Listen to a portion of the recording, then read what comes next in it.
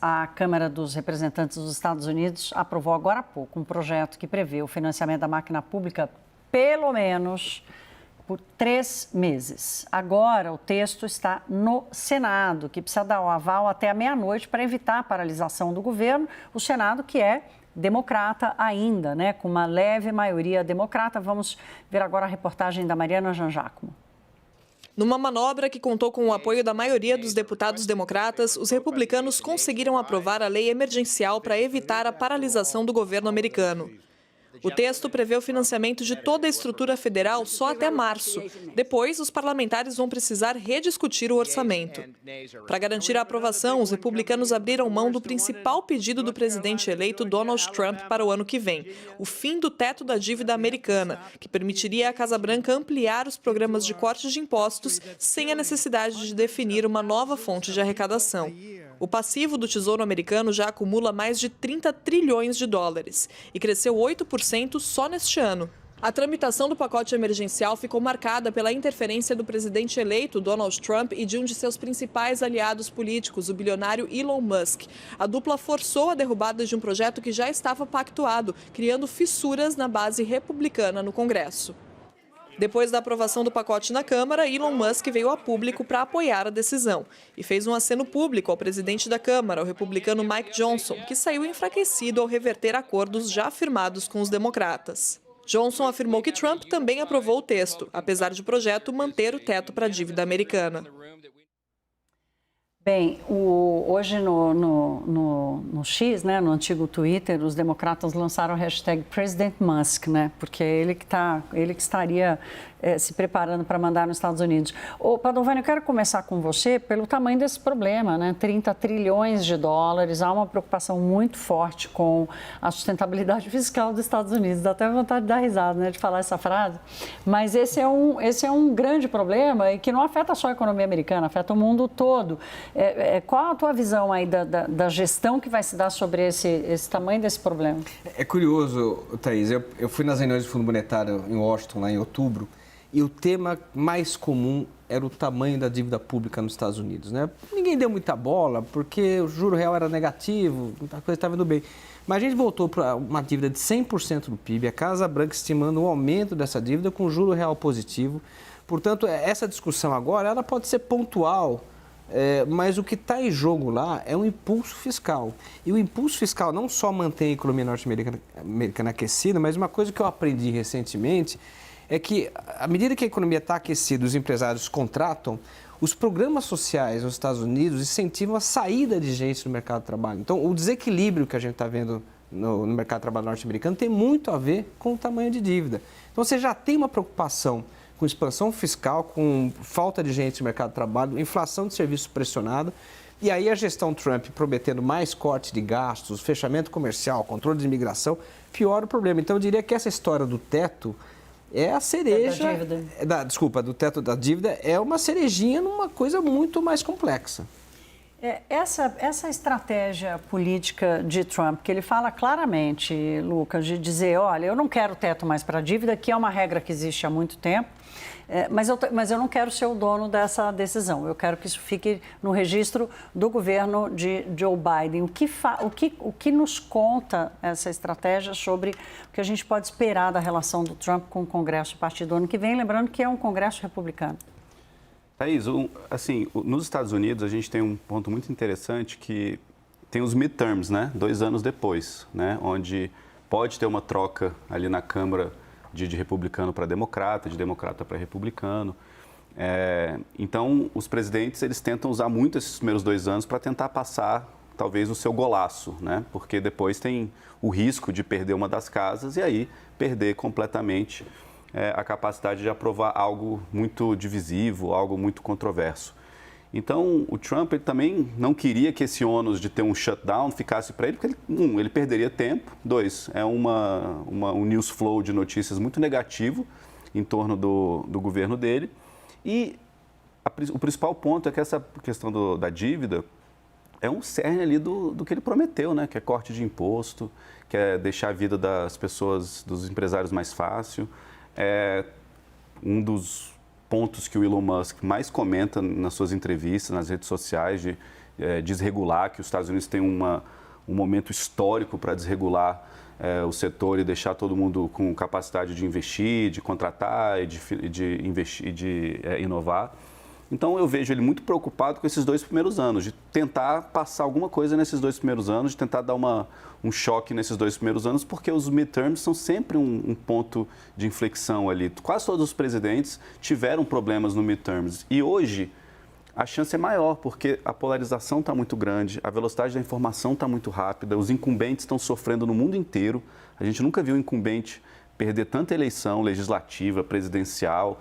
Então, esses 2 primeiros anos são muito críticos para que ele passe e dê um recado para já se cacifar, para ficar surfando os últimos 2 anos e tentar, não ele uma reeleição, porque ele não pode mais, mas manter tentar o Partido Republicano. Partido dele. O Daniel está me pedindo a palavra.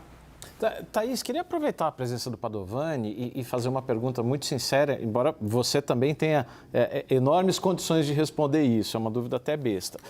Se a gente está de olho aqui na sustentabilidade da dívida brasileira e a gente começa a olhar a trajetória subir de 75 para 80 para 85, ontem já tinha projeção falando, olha, em 2030 vai chegar a 100% da dívida, 100% do PIB.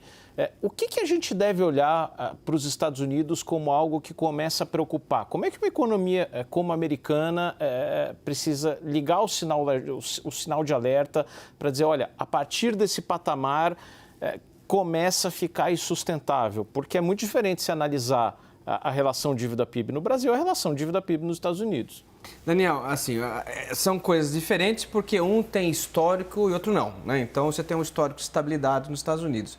Agora, é curioso que a gente está vivendo pela primeira vez desde o pós-guerra, desde os anos 40, é a primeira vez que a gente tem uma situação de dívida alta com juros reais positivos.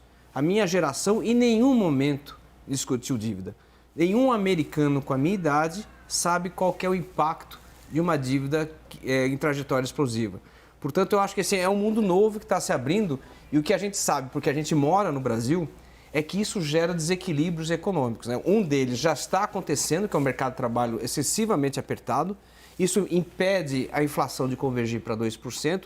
E a resposta, a gente já está vendo, né? Já está bagunçando o ambiente macroeconômico americano, porque o Banco Central norte-americano, na quarta-feira, falou o seguinte, olha, muito provavelmente eu só vou fazer 2 cortes de juros em 2025. Se der. Tinha prometido 8, né? Assim, então os juros total. Internacionais... 8 era o orçamento total, inteiro, né? O total, né? Desde o começo do ano. A gente está vivendo um momento histórico. Nós já estamos assistindo desequilíbrios econômicos da maior economia do mundo e o Banco Central reagindo a esse novo mundo de dívida alta.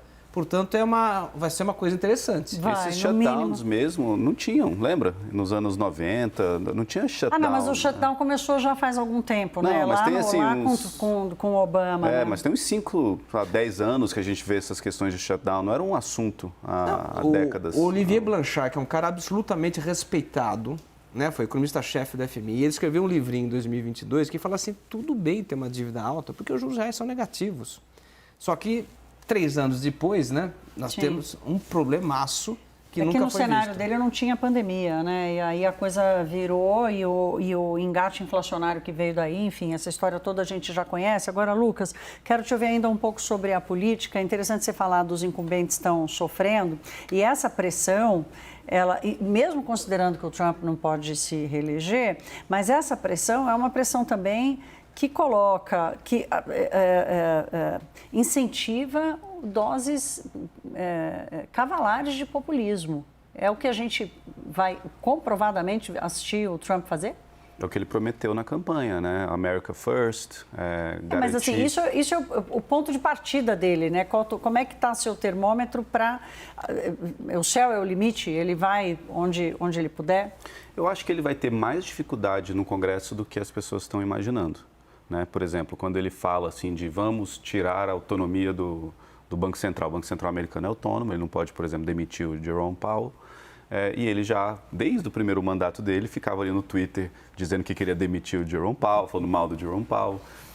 E durante a campanha ele falou algumas vezes sobre, falando que a autonomia era besteira, enfim. Eu acho que ele vai ter uma vida mais difícil com o Congresso do que ele imagina. Em relação à questão do populismo, Isso é parte muito central de quem o Trump é e de grupos eleitorais que ele conquistou nos últimos anos que não estavam com ele, né? Grupos ali do meio da América, dos Estados Unidos. Quando ele fala, por exemplo, da indústria automotiva, que ele vai cortar imposto, que ele vai botar todo mundo para trabalhar em situações melhores, aumentar salário, melhorar as condições de trabalho,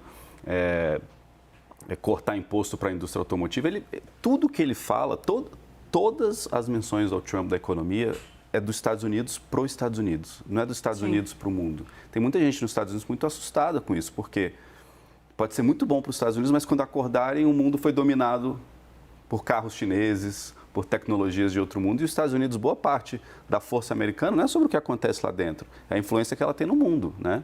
É a influência que ela tem, que os seus produtos, que as suas empresas, que a sua inovação, que a sua propriedade intelectual tem pelo mundo. E ficar muito focado para dentro, eles podem acordar um dia e essas referências foram tomadas por outros mercados e por mercados que eles consideram meio inimigos, né?